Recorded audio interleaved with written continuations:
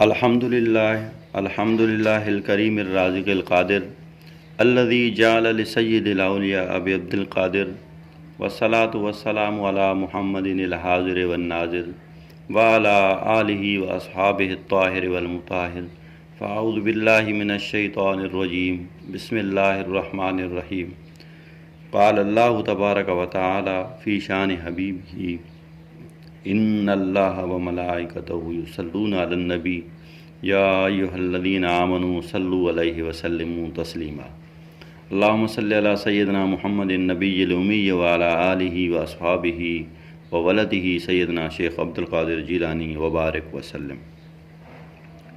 हीअ जेका असांजी अॼोकी निशिस्त आहे इहा हज़रत पीर सैयदना ग़ुलाम मुर्तज़ा शाह जीलानी जंहिंजे क़दमनि में हिकिड़ी ख़िदमत आहे पेश अर्ज़ु रखूं था।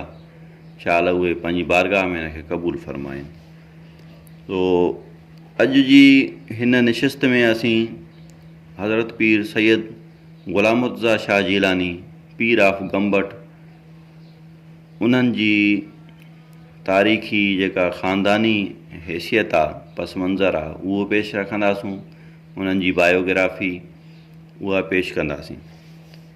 सो अर्ज़ ख़िदमत आहे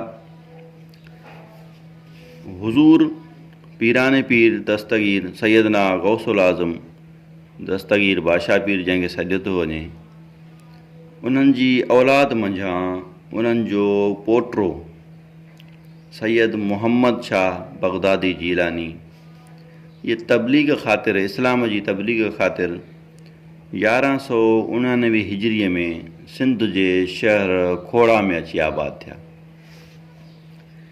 सिंध जे शहर खोड़ा में हज़रत मखदूम अहमदी जंहिंजो विसाल जेको आहे उहो 1203 हिजरी में थियो आहे उन्हनि वटि अची रहिया सुकूनत पज़ीर थिया। साल खनि उते रहिया। साल खां बाद में उन्हनि जो ॿियो भाउ हज़रत पीर सैयद अहमद शाह जीलानी बग़दाद शरीफ़ मंझां भाउ खे ॻोल्हींदो उते अची पहुची करे पंहिंजे भाउ खे चयईं त तव्हां वापसि हलो, मां तव्हांखे वठणु आयो आहियां, असांजी फैमिली ख़ानदान ओॾे आहे, ओॾे वापसि हलो। पोइ हज़रत पीर सैयद मोहम्मद शाह जीलानी बादशाह जन उन्हनि फ़रमायो त मूंखे मां हिते जेको आयो आहियां सिंध में इहो पंहिंजे ॾाॾा साईं सैयदना गौस पाक रज़ी अलाह ताला अन्हु जन जे हुकुम सां हिन सिंध में आयो आहियां। सो मां वापसि कोन हलंदुसि, बहितर इहो आहे त अव्हां बि हिते रही पओ त पोइ हिते अञा दीन जी वधीक तबलीग थींदी। बहरहाल सैयद अहमद शाह उहे राज़ी कोन थिया। वॾा इलाज कयूं, इल्तिजाऊं कंदा रहिया। पोइ मखदूम अहमदी जेको आहे उन बि इल्तिजाऊं घणियूं कयूं त साईं तव्हां ॿई भाइर असां वटि रहो, असांजे लाइ बास फ़ख़्रु आहियो, हिते रहंदो, हिते सिलसिला क़ादिरिया जूं शाखूं खुलंदियूं, सिलसिला क़ादिरिया हिते हलंदो, माण्हू तव्हांजे हथ ते बैत थींदा, दीन पिराईंदा।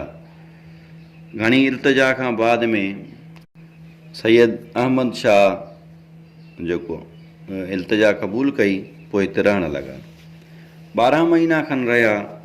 12 महीननि खां बाद में मखदूम अहमदी जेके बुज़ुर्ग हुया उन्हनि ॿिन्ही शहज़ादनि जी सहता फैमिली जेका वॾेरा हुया तंहिं वक़्त जा उन्हनि मां शादी कराए छॾी। उन हिकिड़ी इहा बि हिकमत अमली अख़्तियार कई त जीअं ॿिन्ही जी शादी थी वई त उहे ॿई सिंध में रहिजी वेंदा, छो त संदन औलाद हितां जो हूंदो त उहे रहिजी वेंदा। इन बहाने ही ॿई शहज़ादा असांजे हथनि में रहंदा। उनखां पोइ असांजे लाइ इहे हिकिड़ो सम्झो त निजात जो ज़रियो बणिबा।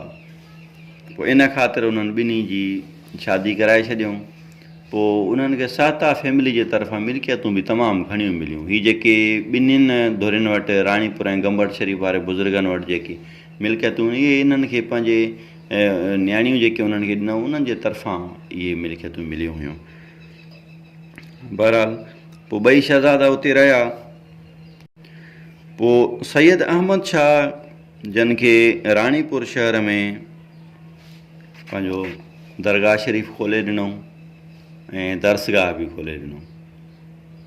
दर्सगाह ऐं दरगाह ॿई रानीपुर शरीफ़ में उन्हनि खे खोले ॾिनो। पोइ उते वेही करे हुननि तबलीग कई। उते ज़ाहिरी इल्मु बि हलायूं ऐं रूहानी इल्मु बि हलायूं।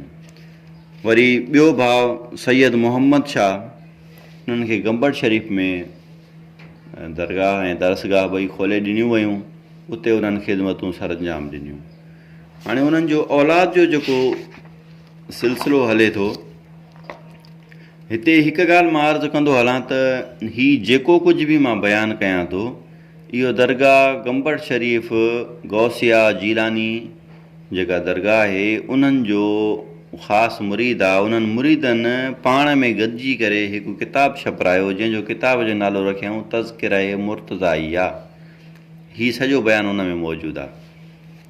सो अर्ज़ु पिया कयूं त उन्हनि जो औलाद जो जेको सिलसिलो हलियो, सैयद मोहम्मद शाह जीलानी जेका दरगाह गौसिया जीलानी आहे, गंबड़ शरीफ़ वारनि जा गादी नशीन हुया। तो उन्हनि जो हिकु पुटु थियो साईं अब्दुल रज़ाक शाह जीलानी। पीर सैयद अब्दुल रज़ाक शाह जीलानी चवंदा त नंढे लाइ में ई गुज़र करे वियो। वॾी उमिरि को जवानी कोन माणियूं, नंढी उमिरि में ई दुनिया मां रुख़्सत थी विया। उनखां पोइ साईं सैयद मोहम्मद शाह जीलानी जन खे औलाद कोन थियो ऐं सैयद मोहम्मद शाह जीलानी जन जी उमिरि अची जंहिंमहिल पोइते थी ऐं सम्झूं त हाणे असांखे ॿी औलाद जो आसरो न आहे, त पोइ पंहिंजे भाउ सैयद अहमद शाह जीलानी दरगाह आलिया गौसिया जीलानिया रानीपुर शरीफ़, उन्हनि खां परवरिश करण लाइ पुटु वरितऊं सैयद इब्राहिम शाह जीलानी। पीर सैयद इब्राहिम शाह जीलानी नाले सां बख़्शिश करे उन्हनि खां वरितऊं। पोइ साईं मोहम्मद शाह जन उन्हनि खे पंहिंजो गादी नशीन बणायो। पर चयो थो वञे त सैयद इब्राहिम शाह जीलानी जेको आहे तमामु वॾे जाहो जमाल जो मालिक थियो ऐं ज़ाहिरी इल्म जो बि तमामु वॾो उन्हनि में कमाल हुयो। उनखां पोइ रूहानियत जा त मालिक हुया ई हुया। उन्हनि रूहानी फैज़ बि हलायो, ज़ाहिरी इल्मु बि हलायो। सैयद इब्राहिम शाह जीलानी जन पंहिंजी ज़िंदगी पूरी उते गुज़ारी गादी नशीन थी करे। पोइ वरी सैयद इब्राहिम शाह जीलानी जन जो जेको औलाद थियो, उन्हनि में जेको गादी नशीन पीर सैयद इब्राहिम शाह जीलानी जन जो गादी नशीन थियो पीर सैयद शमसुद्दीन शाह जीलानी। पीर सैयद शमसुद्दीन शाह जीलानी काफ़ी अरसो रहिया। हीअ जेका फैमिली आहे तमामु घणी मुतक़ी ऐं परहेज़गार आहे। त पीर सैयद शमसुद्दीन शाह जीलानी जन जे लाइ बि चवंदा त तमामु वॾा आबिद ज़ाहिद हुया ऐं उन्हनि जेको आहे सो तमामु वॾियूं ख़िदमतूं सर अंजाम ॾिनियूं। चवनि था त उन्हनि जी जेको उथण वेहण जो जेको तरीक़ो उहो तमामु बाख़लाक़ हुयो ऐं नंढे वॾे खे इज़त ॾींदा हुया। उन्हनि जे करे उन्हनि जी बि तमामु वॾी हाक हुई। वरी उन्हनि खां पोइ जेको उन्हनि जी औलाद मंझां गादी नशीन थियो उहो हज़रत पीर सैयद ख़मीस अली शाह। पीर सैयद ख़मीस अली शाह जन गादी नशीन थिया। उन्हनि पंहिंजो ख़िदमतूं सर अंजाम ॾिनियूं। पीर सैयद ख़मीस अली शाह जन जे गुज़र खां बाद में पंहिंजो वक़्तु जॾहिं हुननि दुनिया में पूरो कयो, उन खां बाद में हज़रत पीर सैयद ग़ुलाम मुर्तज़ा शाह जीलानी बादशाह जेके आहिनि उहे गादी नशीन थिया। हज़रत पीर सैयद ग़ुलाम मुर्तज़ा शाह जीलानी गादी नशीन थिया ऐं हीअ उहा शख़्सियत हुई जो हिननि खे दोस्त बि मञींदा हुया त दुश्मन बि मञींदा हुआ। जेके माण्हू पीरनि जे ख़िलाफ़ु हुया उहे बि हिननि जे ख़िलाफ़ु न हुया। ऐं हीअ शख़्सियत जेका हुई तमामु वॾी सखी हुई। चवनि था त दरगाह आलिया गौसिया जीलानिया गंबड़ शरीफ़ मंझां हज़रत पीर सैयद ग़ुलाम मुर्तज़ा शाह जीलानी तमामु वॾा सखी ऐं तमामु वॾा फैज़ जा मालिक ऐं बाअख़लाक़ ऐं आए वए खां पुछणु हाल अहिवाल आदर भाव ऐं होॾां वरी दरगाह आलिया गौसिया जीलानिया रानीपुर शरीफ़ मंझां पीर सैयद साले शाह इहे ॿई चवनि था तमामु वॾियूं सखी शख़्सियतूं हुयूं जंहिंजो अॼु बि कोई मिसाल नथो मिले पियो। चवनि था त हज़रत पीर सैयद ग़ुलाम मुर्तज़ा शाह जिलानी एतिरा सखी हुया जो वेहंदा हुया त जेको कुझु ईंदो हो त उते ई विरहाए पोइ निकिरंदा हुया। ऐं हिकु घर जे अंदरि ख़ादिमा ॿुधाए पई त साईं जन खे असां घर में राति जो सुम्हंदे न ॾिठोसीं। साईं जन इबादत में ई मशगूल हूंदा हुया। पोइ इहो ॿेपरी खां पोइ इहो पंहिंजो मंझंदि जे टाइम ते कॾहिं ॿेपरी खां पोइ कॾहिं चवंदा ॿेपरी खां अॻु में पोइ मंझंदि जो आरामु कंदा हुया। तमामु वॾा आबिद ज़ाहिद ज़ाहिरी इबादत जा बि पाबंद बातनी इबादत हाणे उन में ई आहे लागू आहे उहा। उन खां पोइ सखी बि तमामु वॾे पाए जा हुया। ऐं वरी ॿियो इहो त बाकरामत हुया। उन्हनि जी पंहिंजी ज़िंदगी में एतिरियूं करामतूं आहिनि जो छो त हीउ को एॾो वक़्तु कोन गुज़रियो आहे जो असां वटि उहे माण्हू नापैद हुजनि। असां वटि उहे शख़्सियतूं अॼु बि मौजूदु आहिनि जेके जन साईं जन खां रूबरू करामतूं ॾिठियूं पंहिंजे अखियुनि सां। सो चवनि था त एतिरा सखी हुया जो उन्हनि में वरी इहो फ़र्क़ु बि न हुयो त हीउ मुस्लिम आहे ग़ैर मुस्लिम आहे। केरु मूं वटि साहिल आयो आहे ॾेई छॾींदा हुया। चवंदा साईं दुआ कयो, न ॾिसंदा हुआ त मुस्लिम आहे ग़ैर मुस्लिम आहे, दुआ करे छॾींदा हुया। तमामु वॾा सखी हुया। दुआ में बि सखी हुया, ज़ाहिरी पैसो हलाइण में बि सखी हुया। ऐं अख़लाक एॾो हूंदो हुओ जो अचण वारे खां पुछंदा हुआ अॻ में त मानी खाधी अथव, नंगर कयो अथव? चवंदो न साईं। पोइ नंगर चवंदा हिन खे अॻ में करायो त पोइ हिते अचे। ऐं अॼु बि हुननि में इहे रिवायतूं आहिनि। अॼु बि जेके वेठा आहिनि नंढड़ी तॾड़ीअ ते वेठा हूंदा शिगल ते, अचण वारे खां उहो ई साॻियो आदरभाव कंदा आहिनि। बहरहाल इहा ख़ुशबू उन्हनि जी पियल आहे। सो हिकु दफ़ो जो वाक़ियो आहे त हिकु दफ़े ईअं थियो त हिकु वाणियो आयो। वाणियो अची साईं जन जी महफ़िल में वेठो। गॾह ते हुनखे सामान ॿधलु हुयो, घोराड़ू हुयो। चए पियो साईं जन खां दया वठां पोइ वञी करे पंहिंजो कारोबार कयां त जीअं बरकत थिए। साईं जन जी महफ़िल में अची वेठो। उन खां अॻु में हिकु ॿियो शख़्स वेठो अची करे अर्ज़ु कयईं त साईं मूंखे गॾह ॾियो, मूंखे ॾाढी तकलीफ़ आहे। मां पंहिंजो जेको कारोबार कयां थो काठियूं वाठियूं करे थो अचां त मूंखे तकलीफ़ ॾाढी आहे, मुंहिंजो गुज़र सफ़र ॾुखियो आहे, मूंखे गॾह ॾियो नंगर में। साईं जन फरमायो वेह। ईअं न चवंदा हुआ त कोन्हे को पोइ अचिजांइ, न चवंदा हुआ वेह बसि। पोइ थियो ईअं त वाणियो जीअं उते वेठो दया जे लाइ साईं जन फरमायो त वेह। चए साईं मुंहिंजो सामान तयारु आहे, बसि दुआ कयो त मां वियां। साईं चयोसि न वेह वेह। पोइ वेठो। ईअं कंदे वरी ॿियो माण्हू आयो। अच्छा वेठो जीअं त जेको पहिरीं शख़्स वेठो उन जंहिं चयो त मूंखे साईं गॾह ॾियो त साईं जन फरमायो त अड़े हिन वाणीअ जो इहो सामान लाइ हेठि रखो, गॾह हिनखे ॾियो। त हू वाणियो हैरत में पइजी वियो त साईं क़िबला मां त तव्हां खां दुआ वठणु आयो आहियां। चए बाबा तूं वेह हिते। त हुनखे बि यकीन हो छो त हीउ सखी त हुयो ई हुयो न। हू चुप करे वेठो, भाई हिन में का भलाई हूंदी, वेही रहो। असां सामान लाइ रखियऊं, गॾो खणी पहिरें शख़्स खे ॾेई छॾियऊं, उहो गॾो खणी हले वियो। वाणे खे उणतण हुई त भई हाणे हे त चङाई कोन थी। ईअं कंदे वरी हिकिड़ो घोड़ो काहे आयो। घोड़ो काहे आयो, चईं साईं मीर ज़ाइनस वारनि तव्हांखे गिफ्ट कयो आहे, तव्हां हेॾे दावतुनि ते वेंदा आहियो, तव्हांखे घोड़ो हुजे, हिन ते शान मान सां वेंदा कयो। त साईं जन छा कयो त उन वाणे खे चयो त हीउ घोड़ो काहे तूं, गॾह जी जॻह ते घोड़ो काहे। त वाणियो ॾकणु लॻो। हुन चयो तंहिं वक़्त में घोड़नि ते बादशाह घुमंदा हुआ, जे मां काॾूं बहरहाल सम्झ में अचेसि कोन पियो। पोइ सामान रखियईं घोड़े ते, पोइ आयो शहर में घोड़ो खपायईं। घोड़ो खपाए करे पोइ उहो अॼु बि चवंदा आहिनि फैमिली मौजूदु आहे, वॾो कारोबारी आहे उहो माण्हू, हुनजो औलाद आहे। बहरहाल वरी हिकु ॿियो वाक़ियो, घणियूं करामतुनि सां ई सॼो किताबु भरियलु आहे, पर मां हिकु अधु करामत अर्ज़ु रखां थो। त साईं ग़ुलाम मुर्तज़ा शाह जिलानी जंहिंजी महफ़िल में हिकु औरत पंहिंजो पुटु ऐं नुंहुं वठी आई। अची करे अर्ज़ु कयईं त साईं क़िबला हीअ मुंहिंजी नुंहुं रोए थी, हिनजो कोको गुम थी वियो आहे। मुंहिंजे पुटु हिनखे 2-3 कोका वठी आणे ॾिना आहिनि, पर हीअ चए थी मूंखे उहो कोको ॾियो जेको मुंहिंजे अम्मा जी निशानी आहे, मुंहिंजी जेको आहे सो निकाह ते मूंखे मिलियो आहे। सो साईं बादशाह चयो मां कोको कोके जहिड़ो, सोन सोन जहिड़ो, तूं वठी छॾ। चए न साईं क़िबला मूंखे उहो खपे। मां वरी उते बि रोइणु लॻी। साईं जन फरमायो अम्मा हाणे तूं हिन दर ते आई आहे, रो न। पोइ साईं जन सैयद ग़ुलाम मुर्तज़ा शाह जिलानी जन पैसा कढी करे पंहिंजे ख़लीफ़े खे ॾिना, पंहिंजे खीसे मां चयऊंसि वञी करे मार्केट मां हिकिड़ी कुकिड़ वठी आहे, मादी कुकिड़।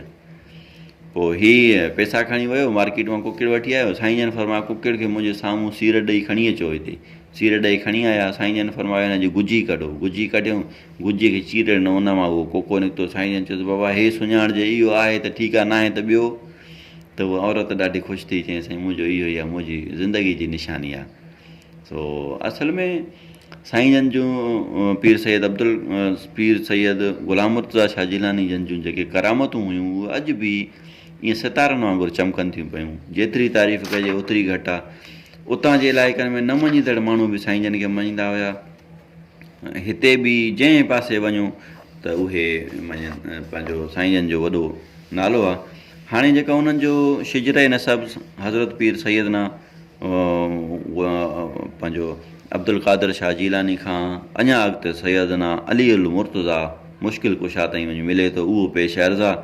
सो हज़रत सैयद ग़ुलाम मुर्तज़ा शाह जिलानी जन जो वालिद साहिबु आहे हज़रत ख़मीस अली शाह।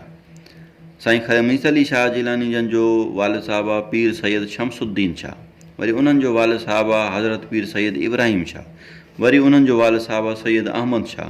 वरी उन्हनि जो वालिद साहिबु आहे पीर सैयद मोहम्मद सालेह शाह। वरी उन्हनि जो वालिद साहिबु आहे पीर सैयद इब्राहिम शाह अब्दुर्रहीम शाह।